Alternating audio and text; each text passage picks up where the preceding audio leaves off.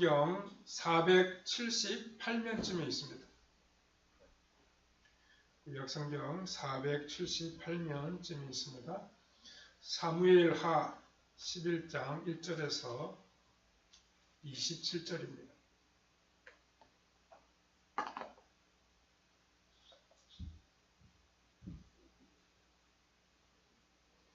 예, 11장 1절에서부터 우리 같이 읽겠습니다. 그 해가 돌아와 왕들이 출전할 때가 되매 다윗이 요압과 그에게 있는 그의 부하들과 온 이스라엘 군대를 보내니 그들이 암몬 자손을 멸하고 랍바를 에워쌌고 다윗은 예루살렘에 그대로 있더라. 저녁 때 다윗이 그의 침상에서 일어나 왕궁 옥상에서 거닐다가 그곳에서 보니 한 여인이 목욕을 하는데 심히 아름다워 보이는지라. 다윗이 사람을 보내 그 여인을 알아보게 하였더니 그가 아뢰되 그는 엘리암의 딸이요 햇사람 우리아의 아내 밧세바가 아니니까 하니 다윗이 전령을 보내어 그 여자를 자기에게로 데려오게 하고 그 여자가 그 부정함을 깨끗하게 하였으므로 더불어 동침함에 그 여자가 자기 집으로 돌아가니라.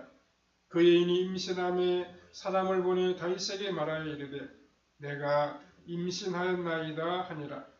다윗이 요압에게 기별하여 햇사람 우리아를 내게 보내라 하매 요압이 우리아를 다윗에게로 보내 우리아가 다윗에게 이르매 다윗이 요압의 안부와 군사의 안부와 싸움이 어떠했는지를 묻고 그가 또 우리아에게 이르되 네 집으로 내려가 발을 씻으라 하니 우리아가 왕궁에서 나가매 왕의 음식물이 뒤따라 가니라. 그러나 우리아는 집으로 내려가지 아니하고 왕궁 문에서 그의 주의 모든 신하들과 더불어 잔지라. 어떤 사람이 다윗에게 아뢰되 우리아가 그의 집으로 내려가지 아니하였나이다. 다윗이 우리아에게 이르되 내가 길 갔다가 돌아온 것이 아니냐. 어찌하여 내 집으로 내려가지 아니하였느냐 하니 우리아가 다윗에게 아뢰되 언약궤와 이스라엘과 유다가 야영 중에 있고 내조 요압과 내 왕의 부하들이 바깥 들에 침치고 있거늘 내가 어찌 내 집으로 가서 먹고 마시고 내 처와 같이 자리이까. 내가 이 일을 행하지 아니하기로 왕의 살아계심과 왕의 혼의 살아계심을 두고 맹세하나이다 하니라. 다윗이 우리에게 이르되 오늘도 여기 있으라.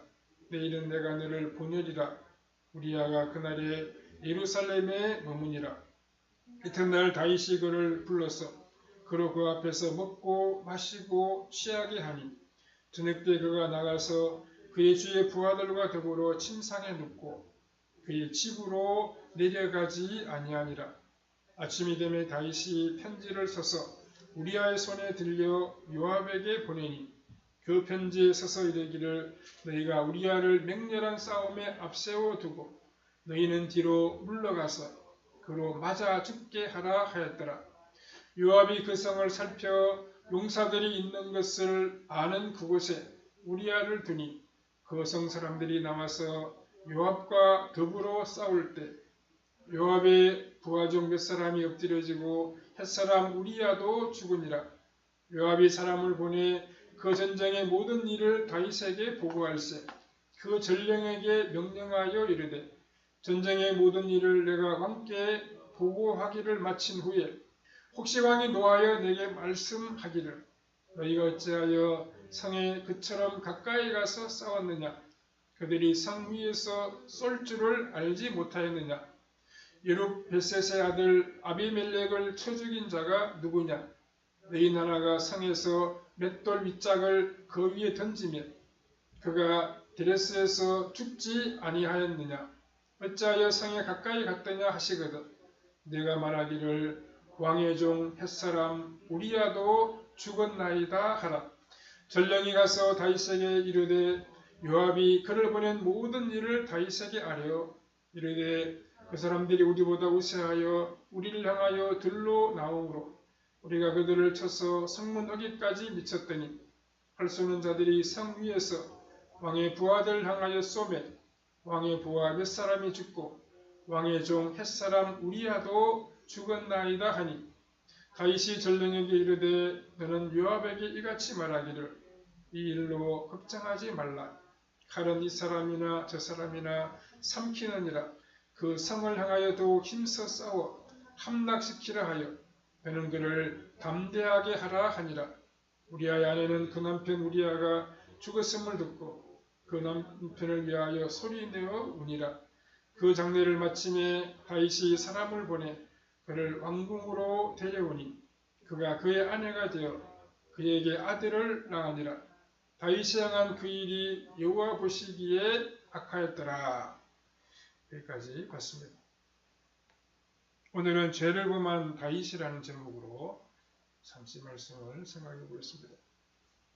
다윗은 수많은 전쟁에 출전했던 일없는 장군이었습니다.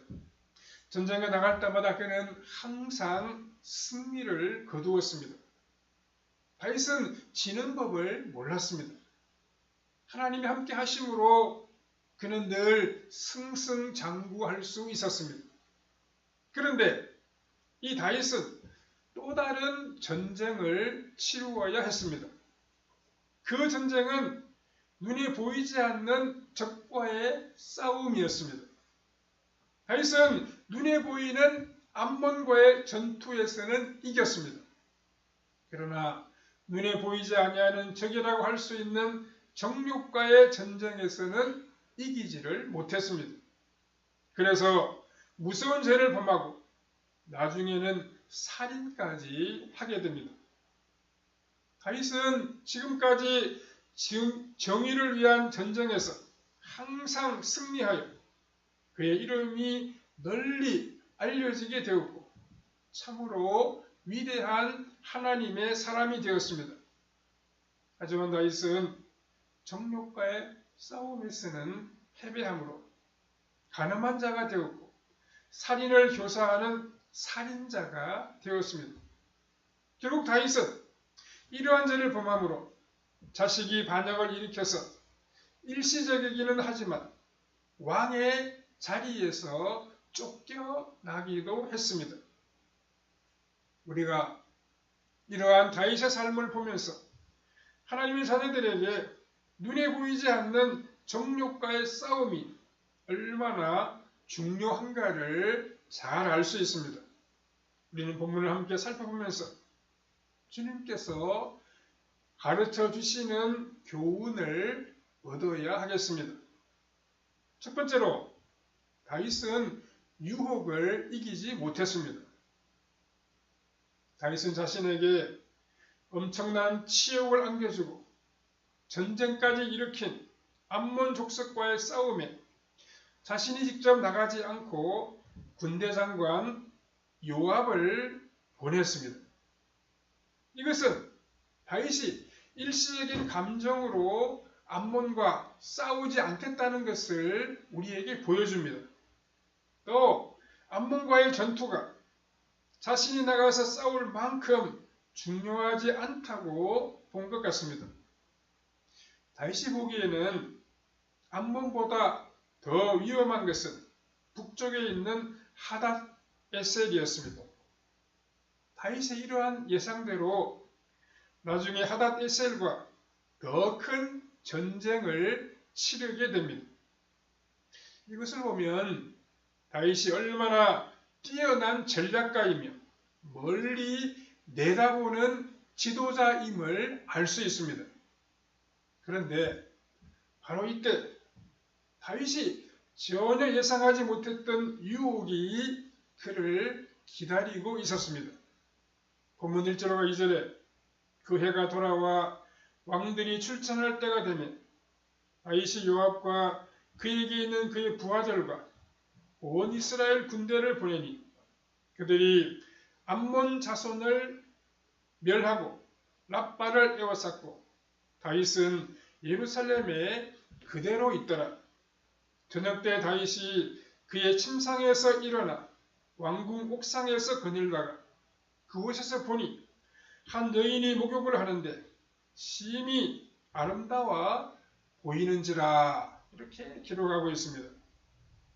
다윗은 유혹이 될 만한 한 여인을 보게 되는데 그 여인은 목욕을 하고 있었고 아주 아름다웠습니다. 지금까지 다윗이 전쟁터에서 지낼 때에는 한순간도 여유를 가질 수 없을 정도로 긴장의 연속이었습니다.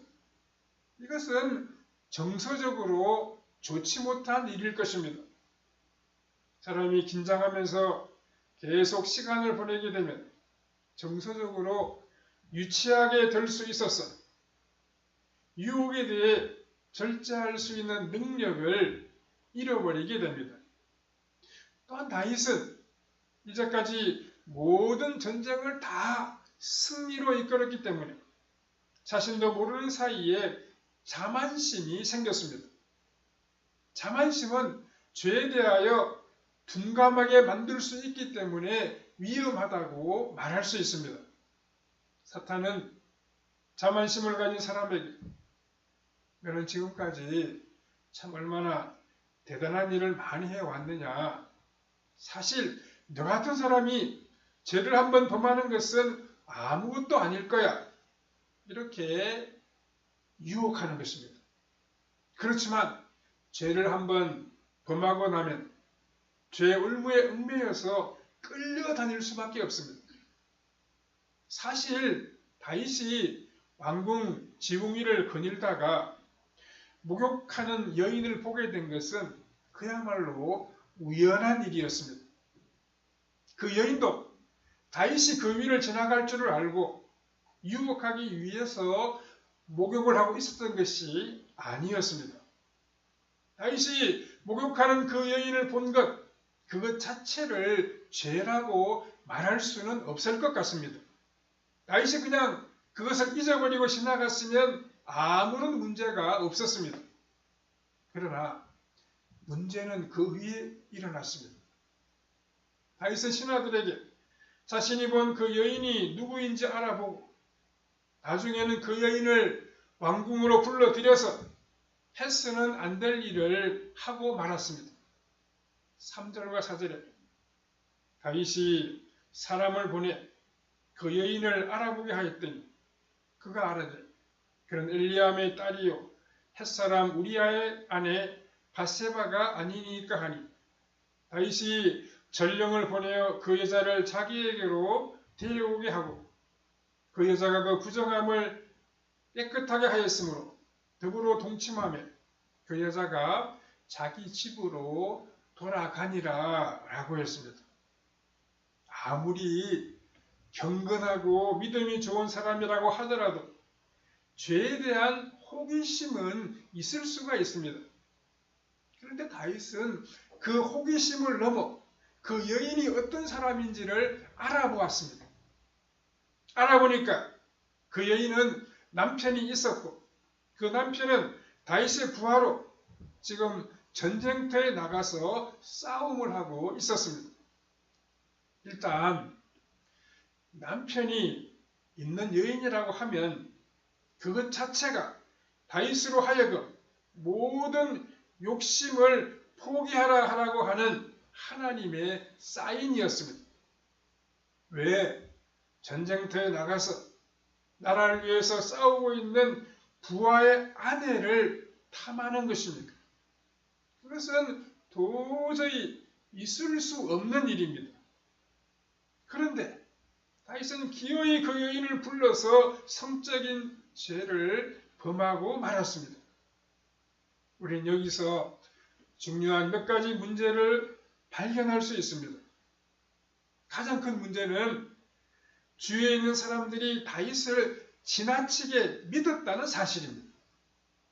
다윗이 한 여인에 대해서 물어보고 또 그 여인을 왕궁으로 데리고 오게 했는데도 전혀 다윗을 의심하지 아니했습니다.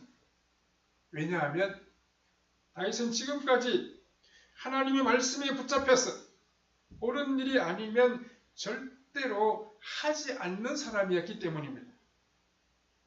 그러나 누구든지 사람을 지나치게 믿는 것은 결국 그 사람에게 죄를 지을 수 있는 기회를 줄 수 있습니다.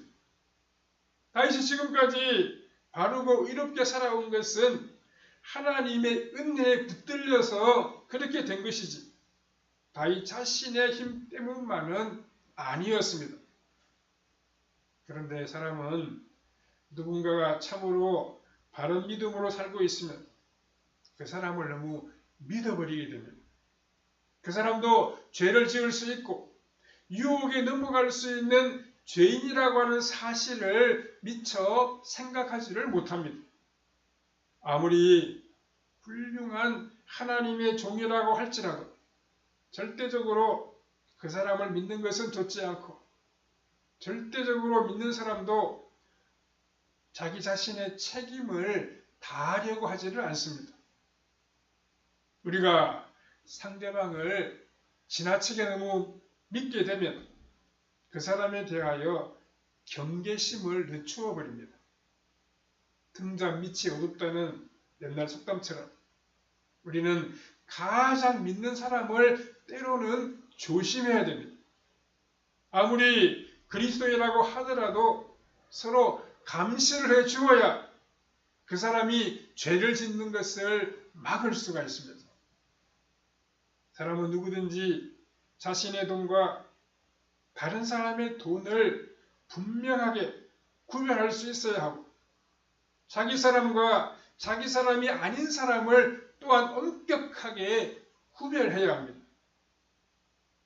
자신의 부인이 아닌 사람에게 너무 지나치게 친절할 필요도 없습니다. 대개 유혹에 잘 넘어가는 사람은 인정에 약한 사람들이 많습니다. 지나치게 잘해주려고 하다가 때로는 잘못을 범할 수가 있는 것입니다. 또 다른 문제는 오늘 본문에 보면 밧세바가 다윗을 싫어하거나 거부했다라고 하는 기록이 전혀 나타나 있지를 않습니다. 아무리 다윗이 범죄하려고 했다고 하더라도 밧세바가 제대로 된 여인이라고 한다면 이스라엘의 왕이 이렇게 죄를 지으면 어떻게 하느냐고 하면서 나는 한 남자의 아내입니다 라고 말했다고 하면 다윗도 신앙의 사람이기 때문에 더 이상 어떻게 할 수 없었을 것입니다. 오히려 다윗이 크게 부끄러워하면서 정욕에 눈이 멀어 무서운 죄를 지을 뻔했는데 지켜주어서 고맙다고 말했을 것입니다. 그러나 이 밧세바는 왕이 자신의 미모에 끌리는 것을 알고 남편이 있는데에도 왕을 좋아했습니다. 이것은 밧세바의 허영이고 욕심이라고 말할 수 있습니다. 결국 다윗의 정욕과 이 밧세바의 허영이 합해져서 남편 우리아를 죽음의 자리로 몰아갔습니다. 이것을 보면 우리가 신앙의 훈련은 긴 시간을 통하여 받게 되지만 죄를 범하는 것은 한순간에 끝나고 만다는 사실을 알 수 있습니다. 만일 이성에게 유혹을 느끼게 되면 그때는 그 자리를 피하는 것이 최선의 방법입니다. 요셉이 어떻게 했습니까? 요셉은 보디발의 아내가 유혹했을 때 옷을 벗어 던지면서 도망을 가고 말았습니다.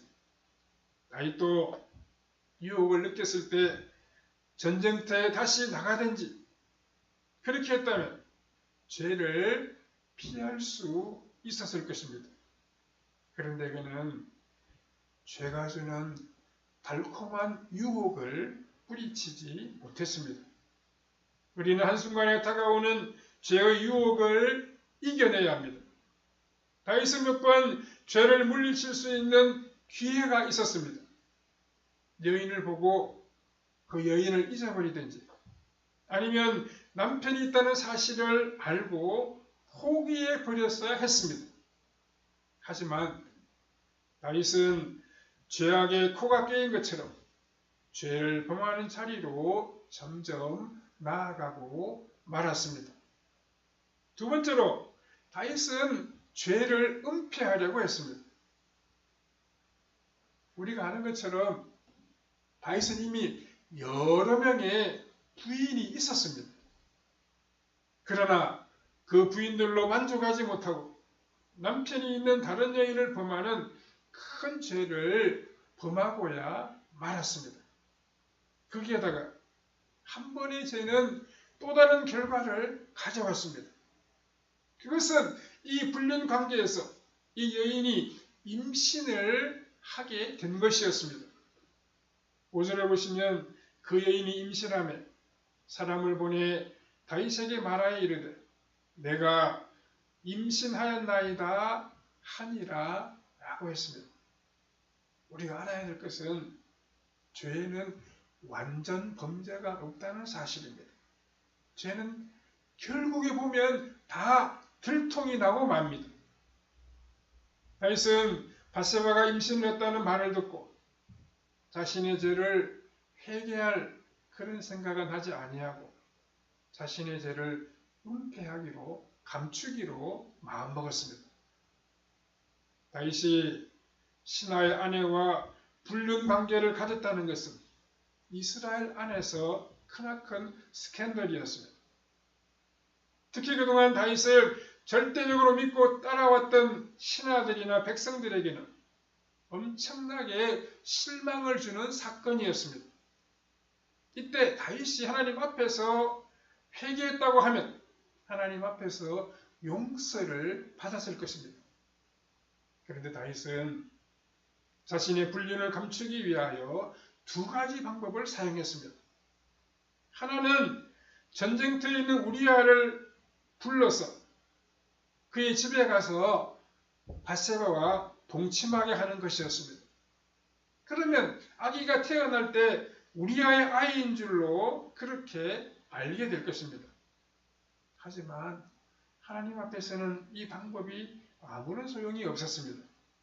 6절에서 8절에 보면 다윗이 요압에게 기별하여 햇사람 우리아를 내게 보내라 하며 요압이 우리아를 다윗에게로 보내니 우리아가 다윗에게 이르며 다윗이 요압의 안부와 군사의 안부와 싸움이 어떠했는지를 묻고 그가 또 우리아에게 이르되 네 집으로 내려가 발을 씻으라 하니 우리아가 왕궁에서 나가며 왕의 음식이 뒤따라 가니라 라고 했습니다. 사실 전쟁터에서 돌아온 군인이 가장 먼저 자기 아내를 찾을 것은 너무나도 뻔한 이치였습니다. 그래서 우리아가 그의 아내와 동침하기만 한다면 다윗의 허물은 일단 사람들로부터 숨길 수 있었습니다. 그런데 이 우리아라고 하는 사람은 너무나도 우직할 정도로 충성된 사람이었습니다. 우리아는 집에 가지 아니하고 왕궁 문에서 잠을 잤습니다. 이 정도가 되었으면 다윗이 죄책감을 느끼고 이렇게 충성된 신하의 부인을 내가 건드렸구나 이렇게 생각해서 하나님 앞에서 통회했어야만 했습니다. 하지만 정욕의 누님은 다윗은 두 번째로 은폐 계획을 세웠습니다. 다윗은 아무것도 모르는 우리아에게 편지를 주어서 보냅니다. 그 편지에 우리아를 격렬한 전쟁터에서 맨 앞에 서게 해서 죽게 하라라고 하는 그러한 내용이 적혀 있었습니다. 14절 15절에 아침이 되매 다윗이 편지를 써서 우리아의 손에 들려 요압에게 보내니 그 편지에 써서 이르기를 너희가 우리아를 맹렬한 싸움에 앞세워 두고 너희는 뒤로 물러가서 그로 맞아 죽게 하라 하였더라. 이렇게 기록하고 있습니다. 다윗이 신하의 아내와 간음을 한 것도 큰 죄였습니다. 거기에다가 그 죄를 감추기 위해서 살인을 계획한 것은 하나님 앞에서 도무지 용서받을 수 없는 무서운 죄악이었습니다. 한번 죄의 노예가 된 다윗의 눈에는 그 이상 아무것도 눈에 보이는 것이 없었습니다. 다윗은 전혀 하나님을 두려워하지를 아니했습니다. 그가 가장 악했던 것은 이렇게 충성된 신하에게 자신을 죽이라라고 하는 명령이 담긴 편지를 전하게 한 것입니다. 세 번째로 요압은 다윗의 악한 계획에 동조했습니다. 요압은 다윗의 바르지 못한 지시를 그대로 이행했습니다. 왕의 신임을 받으려고 하면 이러한 은밀한 지시를 잘 수행해야 한다는 사실을 알았기 때문입니다. 요압은 다윗에게 필요악과 같은 존재였습니다. 요압은 이런 좋지 못한 일을 시키기에는 너무나도 적임자였습니다. 요압은 암몬 족속 중에 일부러 군사가 있는 쪽에 우리아를 배치시키고 고의적으로 군대를 후퇴시킴으로 우리아를 죽게 만들었습니다. 이렇게 되므로 다윗의 완전 범죄는 이루어진 것처럼 보였습니다. 요압은 전쟁 보고를 하면서 너무 성에 접근하는 바람에 다소의 전사자가 있었다고 보고했습니다. 이런 경우 작전 실패로 보아서 지휘관이 문책을 당할 수도 있습니다. 그래서 요압은 보고하는 사람에게 그냥 우리아가 죽었다라고 말하라고 이야기를 해줍니다. 그러니까 이번 전투는 우리아를 죽게 하기 위한 전투였습니다. 다윗은 우리아가 죽었다는 말만 듣고 작전을 잘못했다는 문책은 전혀 하지 않고 오히려 잘했다고 위로했습니다. 25절에 다윗이 전령에게 이르되 너는 요압에게 이같이 말하기를 이 일로 걱정하지 말라. 칼은 이 사람이나 저 사람이나 삼키느니라. 그 성을 향하여 더욱 힘써 싸워 함락시키라 하여 너는 그를 담대하게 하라 하니라. 이렇게 기록하고 있습니다. 우리가 참 놀라게 되는 것은 다윗이 어떻게 해서 이렇게 빨리 사악한 사람이 되었느냐라고 하는 점입니다. 그러나 바로 이것이 그렇게 많은 시를 짓고 하나님만 의지하여 살아왔던 다윗의 실제 모습이었습니다. 다윗도 한 사람의 죄인에 불과했습니다. 우리는 누구든지 하나님께서 붙들어주지 아니하시면 이런 식으로 죄에 넘어질 수밖에 없습니다. 죄에 빠져 영적으로 심히 어두워진 다윗은 하나님의 불꽃 같은 눈을 전혀 의식하지 못하고 일단 사람들 앞에서 자신의 죄를 숨기기 위하여 결국 그 충성된 신하인 우리아를 죽게 만들었습니다. 처음에는 어처구니 없게 시작된 이 성적인 호기심이 결국 간음죄를 범하게 하고 나중에는 살인까지 하게 되었습니다. 하나님의 종들이 한번 죄에 빠지게 되면 한순간에 모든 존귀와 영광을 다 날려버리게 됩니다. 우리아가 죽고 난 다음에 바세바는 남편을 위하여 소리내어 울었지만 곧 다윗의 아내가 되어 아들을 낳았다고 했습니다. 26절 27절에 우리아의 아내는 그 남편 우리아가 죽었음을 듣고 그 남편을 위하여 소리내어 우니라. 그 장례를 마침에 다윗이 사람을 보내 그를 왕궁으로 데려오니 그가 그의 아내가 되어 그에게 아들을 낳으니라. 다윗이 행한 그 일이 여호와 보시기에 악하였더라. 이렇게 말씀하고 있습니다. 사람들이 보기에 다윗의 이 처신은 너무나도 자비로워 보였습니다. 죽은 신하를 생각해서 그의 미망인을 왕이 거두어주는 것은 대단한 특혜가 아닐 수 없습니다. 그러나 실제로는 밧세바의 남편을 죽게 만들고 밧세바와 공식적으로 부부가 된 것입니다.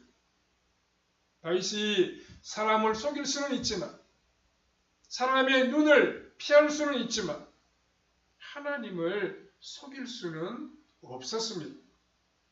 다윗 같은 그러한 믿음의 사람도 죄악에 빠질 수 있습니다. 자기 자신을 죄의 유혹으로부터 지키는 일은 그 어떤 훌륭한 일을 행하는 것보다 더 중요한 일입니다. 우리 자신을 지키는 것, 이것이 가장 우리에게 우선적으로 해야 할 일입니다. 우리는 늘 말씀을 기억하고 성령을 의지함으로 유혹을 이기고 정결하게 살아가야 됩니다. 우리는 늘 주님 앞에 주님 나는 부족합니다. 주님 나를 붙잡아주지 아니하시면, 나와 함께 해주지 아니하시면 나는 넘어질 수밖에 없는 죄인입니다. 이렇게 고백하면서 우리 연약함을 하나님 앞에 인정하면서 하나님의 도우심을 받으며 살아가야 됩니다. 그렇게 해야지만이 우리가 죄악을 이기고 믿음으로 아름답게 주의 영광을 위해서 살아갈 수 있습니다. 자신의 것이 아니면 손대지 않는 바른 신앙생활과 주님 안에서 자기 자신을 이기는 그러한 복된 삶을 이어가는 성도님들의 삶이 다 되시기를 바랍니다. 기도하겠습니다. 자비로우신 하나님, 감사합니다. 오늘도 주의 말씀을 묵상하게 하시니 감사합니다. 다윗과 같은 아름다운 믿음의 사람도 한순간에 죄악에 넘어졌다는 사실을 우리가 함께 생각해 보았습니다. 사랑하는 주님, 우리가 늘 우리의 연약함과 부족함을 주님 앞에 고백하게 하시고 하나님의 도우심과 인도하심을 기도하며 하나님 말씀을 기억하며 살아가므로 죄악과 유혹을 물리치며 살아가는 우리의 발걸음이 되게 하여 주시옵소서. 그래서 하나님 영광 나타내게 하시고 많은 사람들에게 구원과 은혜의 주님을 전하며 살아가는 우리의 발걸음이 다 되게 해주시기를 원하옵고 예수님의 거룩하신 이름으로 기도하옵나이다. 아멘.